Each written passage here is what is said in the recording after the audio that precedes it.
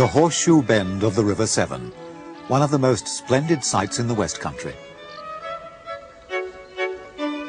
This is the final flourish of the longest river in Britain, and in these last few miles of its course, it slices the county of Gloucestershire in two, with what have now become powerful tidal waters. And right in the middle of the Horseshoe Bend, on the western side, is the little town of Newnham. For centuries there was a great deal of traffic on this stretch of the Severn, and Newnham played an important part in all the trading that went on.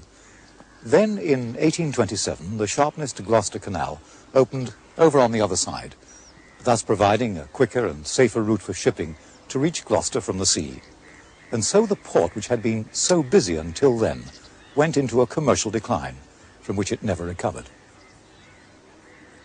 This is the quay where the boats used to tie up to take on their cargoes, not just of locally made cloth and cider, but more importantly, timber, oak bark and coal, brought here from the Forest of Dean, which lies up in the hills behind the town.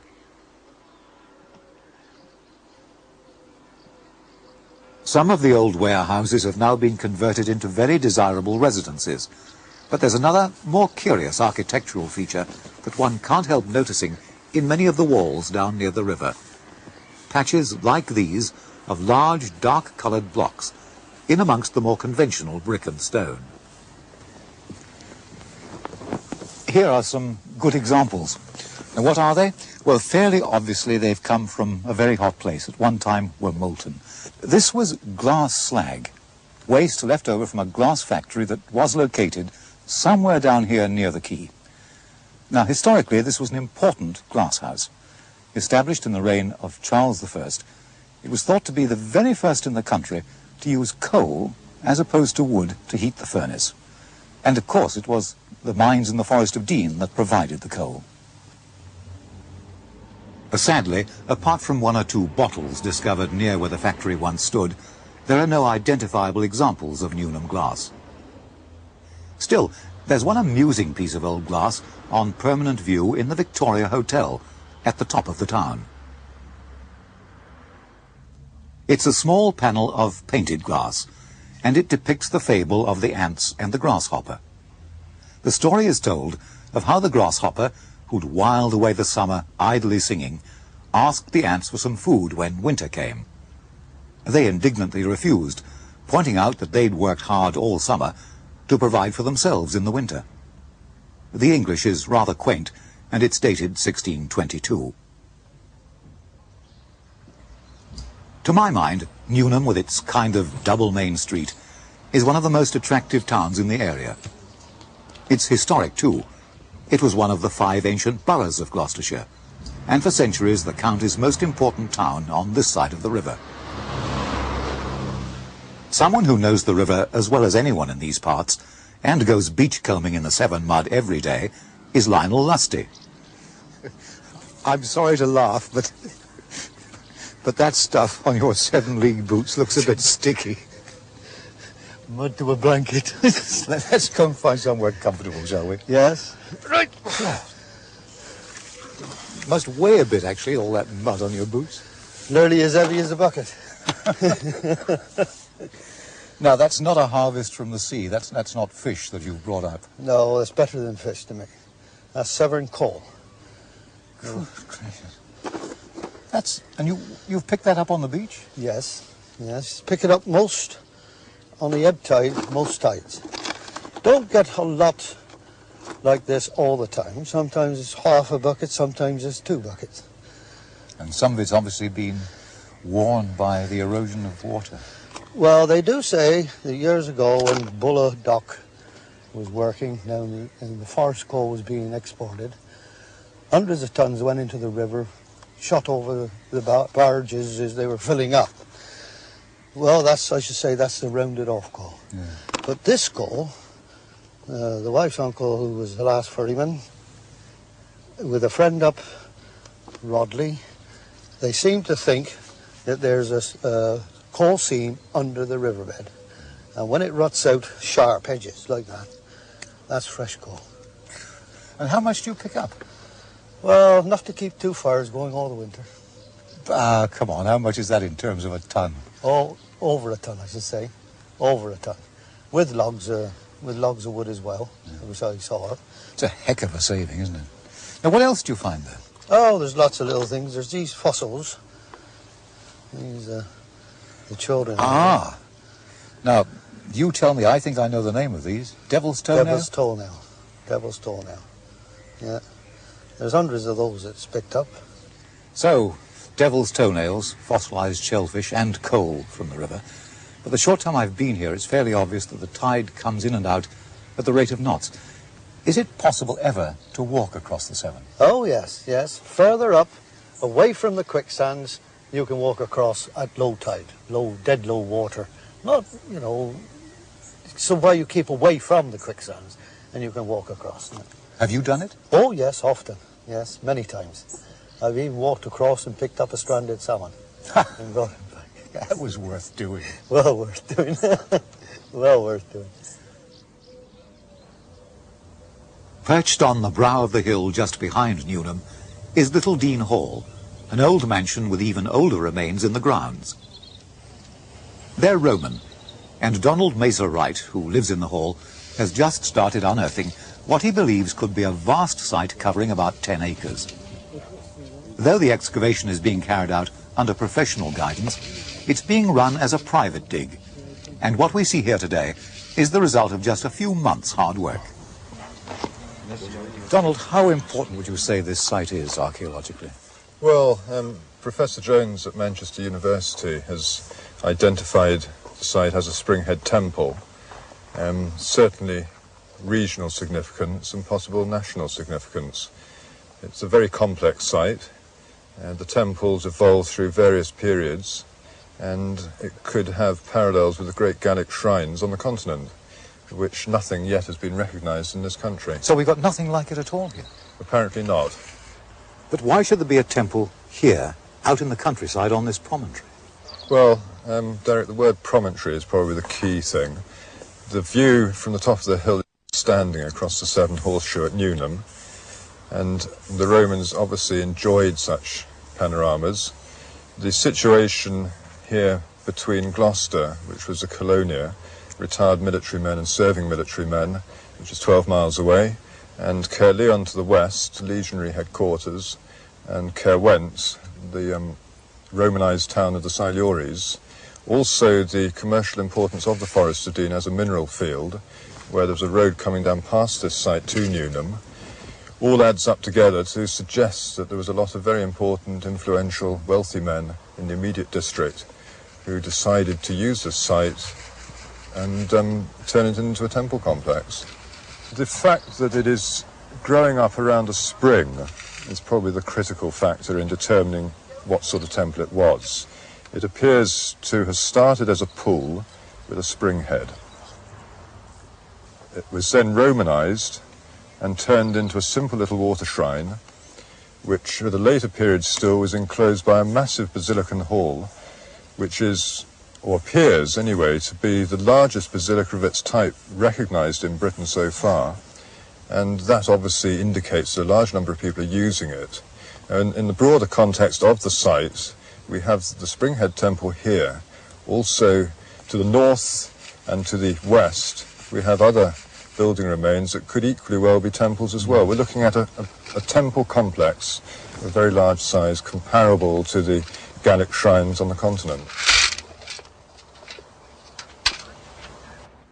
Excavations in the cellar of Little Dean Hall have revealed ancient walls, also thought to be Roman. And the house that now stands on top of them is the result of a building that has evolved since Saxon times. You might expect a house such as this to have a ghost or two. You'd be perfectly right. There are apparently several. In fact, I would say it's the most haunted house I've ever come across. During the Civil War, 2 royalist officers died by the sword in the dining room, and phantom bloodstains were said to appear on the floorboards. Then the spectre of a black boy has been seen walking along a landing with a lighted candle in his hands. 2 brothers who were killed in a duel over their love of the same woman have made their presence felt, and a monk in a black habit has been seen walking through the house. Then, across this drive at night, there walks the ghost of a member of the family that lived here during the Civil War. There can't be many other houses in the country with such an eerie catalogue.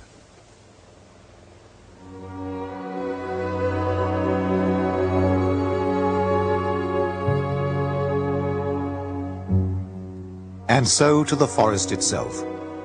Once it filled almost the whole area between the Severn and the Wye. Today it's smaller, but it's still a wonderful place to explore.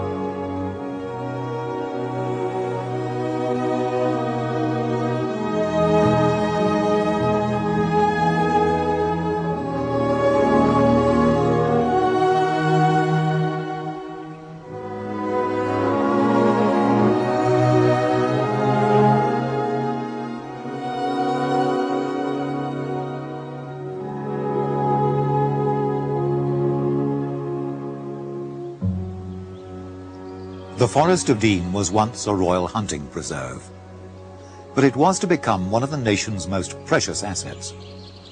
In the Middle Ages, it was the major iron mining centre in Britain, and until the last century, it provided timber to build the ships of the Navy, the ships of Raleigh, Drake and Nelson. It was so important that it's believed the Spanish Armada had special instructions to try and destroy the forest, even if they didn't manage to conquer the country. Of course, they failed on both counts.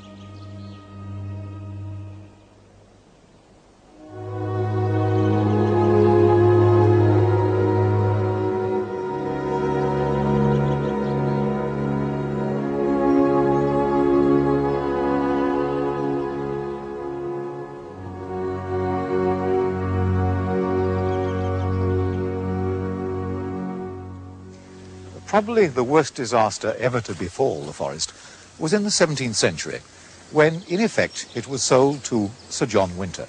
And he must have made a huge profit out of the timber, because hardly a tree was left standing. Fortunately, after local complaints, Parliament stepped in and started a massive replanting programme.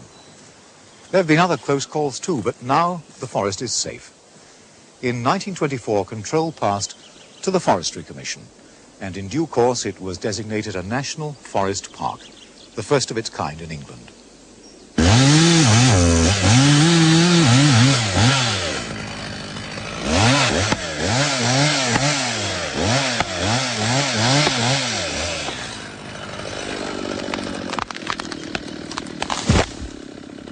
The Commission now looks after about 28,000 acres, and as Chief Forester David Langford explains, that means a lot of felling and planting.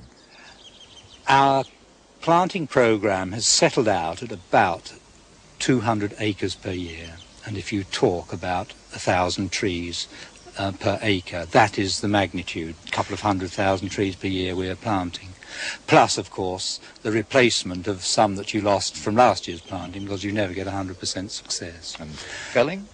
Felling, well, of course, we are, in order to plant 200 acres of ground, you've got to fell 200 acres of ground. But of course you're felling a much smaller number of trees than you originally planted, because during the intervening 50, 60, 70 years in between planting and the clear fell, you have thinned and reduced the number of trees progressively. Well, here you are felling in this particular block now. What will this timber be used for? It's larch, isn't it? This is European larch. It's about 50 years old, which in economic terms is mature. And the trees that you see here, the butt ends are going into the sawn fencing market, and the top of the tree will go into a local factory which produces a product made up of a chipper and various glues. How do you see the main part of the Commission's work these days? It remains as it always has been, and that is for the production of timber. There are subsidiary objectives, and the most important of these today are amenity, wildlife conservation and public recreational use of the forest. Well, let's take amenity and public usage. What do you have to do to keep the public happy?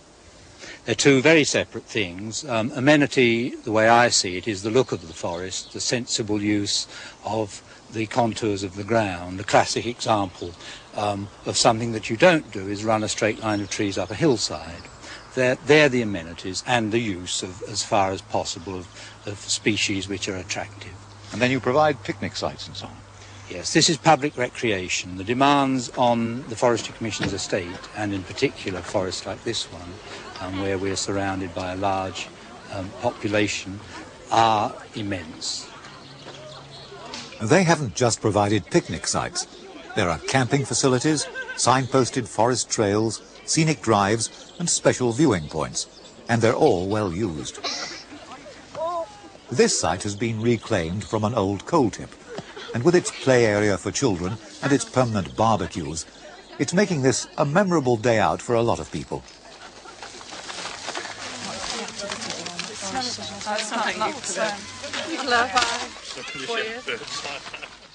And if you don't like choking in a cloud of smoke, you can go fishing.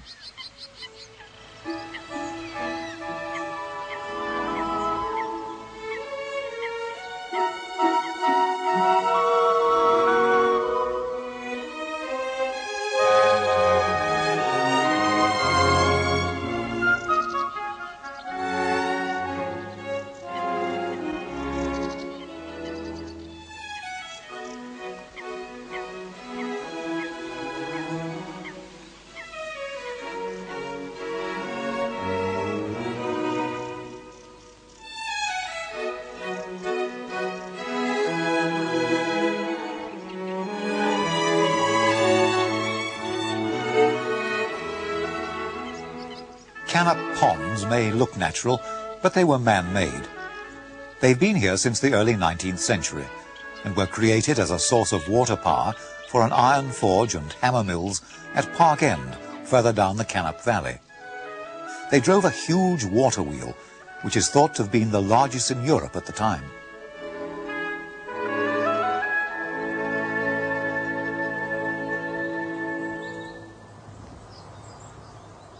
A small monument marks the very centre of the forest, and just on the other side of the road there's an imposing and rather handsome 17th century building. Today it's a hotel, but as one might guess from its name, the Speech House, it once had a very different function.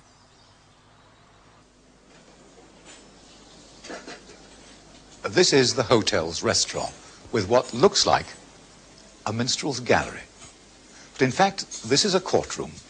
And for centuries, the men who sat up there in judgment were the verderers of the Forest of Dean. It's thought that the office of verderer was created by King Canute in the 11th century. The main duty was to punish those who offended against vert or vensen. Vert referred to the plant life, vensen to the animals, in particular to the deer. Conviction could lead to fines or imprisonment, although at one time a man found guilty of killing one of the king's deer could have been sentenced to mutilation or even execution. Today, most of the verderer's powers have been transferred to the Forestry Commission or the ordinary judiciary. But the verderers still meet regularly in this room to discuss forest affairs. St. Breville's was once the administrative centre of the forest, and the ancient area of land called the St. Breville's Hundred coincided near enough with the boundaries of the forest. The castle was one of a chain built by the Norman kings to keep the Welsh in Wales, and it was here that the constable also held his court of minor law. It still performs a useful function today as a youth hostel. Since the 13th century, the miners of the Forest of Dean have had unique privileges. In particular, they've had the right to mine on their own account virtually anywhere in the forest. They're known as free miners, and although no iron has been mined since the last war, there are still those that dig for coal. And their hard way of life hasn't stopped them giving light-hearted and imaginative names to some of their mines. For instance, Strip and At It, Go On and Prosper, Uncertainty, Speculation, and there was even one seam called No Coal.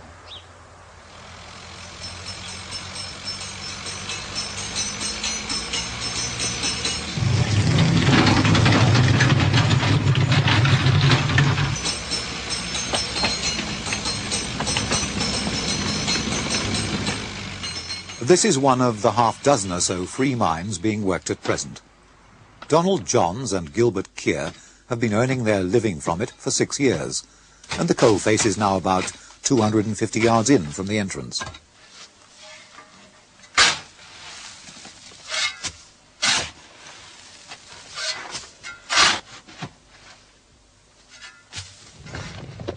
On a good day, they can take out as much as 5 tons, and they sell it to the CEGB, although others do sell to passers-by as well.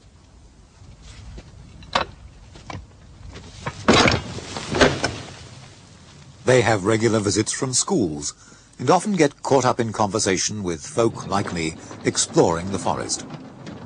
Donald is chairman of the Free Miners Association, and he always enjoys talking about his way of life. Careful. Hard and dirty work, Donald. It is hard and dirty work there, I guess. Have a rest for a minute. Are there free miners anywhere else in the country? No, not as free miners as such, not like we are. There's parts of the country that they've got something similar, but not free mining rights, not like we've got. Well, how do you become a free miner? Well, to be a free miner, you've got to have been born within the 100 of St. Brevos. You've got to have worked a year and a day in a mine and reached the age of 21. You've still got to be a male to be a free miner. Women still can't do it, even with your women's lib. I shouldn't qualify on any account, should I? Well, no. How do you go about finding a mine, a place to dig for coal, though? Well, you experience mostly. You go into an office that's set up for the job in Colford called the Deputy Gabbler's Office, and you look at the old plans. There's plans of every seam of coal in the forest there, and we're at liberty to go in there and look at these plans and decide that we want to start a mine here, which we did, and then you just take pot luck. You could be unlucky. And you can be very unlucky. We've been unlucky in the past. We've had some bad ones, we've had some good ones. This one was all right. It's proved all right up to now. We're making a living. Then what happens when this one is worked out? Move on, start again.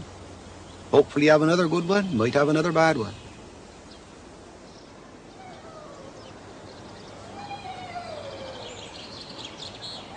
The remains of Roman and pre-Roman open-cast iron workings can be seen dramatically in what's called Puzzle Wood. Its name is very apt, because even though paths, bridges and steps have been laid out for the visitors, it's really amazingly easy to get lost in it.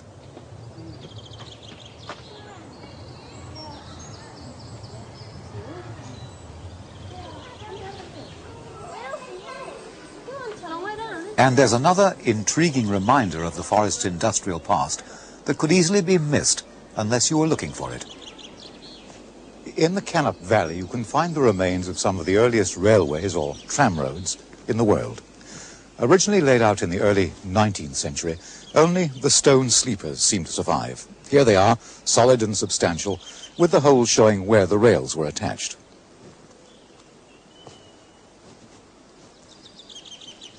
The wheels on the horse-drawn wagons weren't flanged as they are today.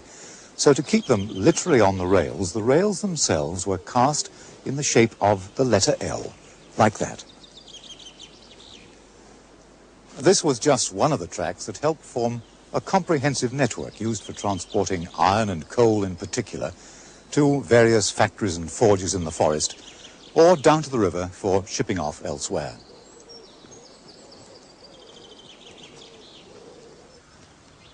The age of the steam train has been marvellously preserved here at the Norchard Steam Centre near Lydney.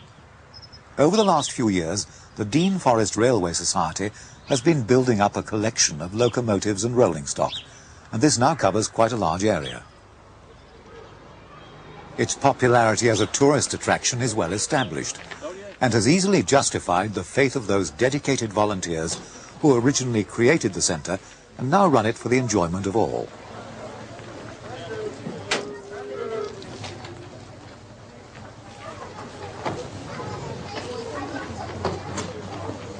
There's always some restoration work in hand. Here they're giving new life to a locomotive that once looked a bit like this. They've been working on it for 3 years so far, all in their spare time. Do you want this beam out there? Yes, please.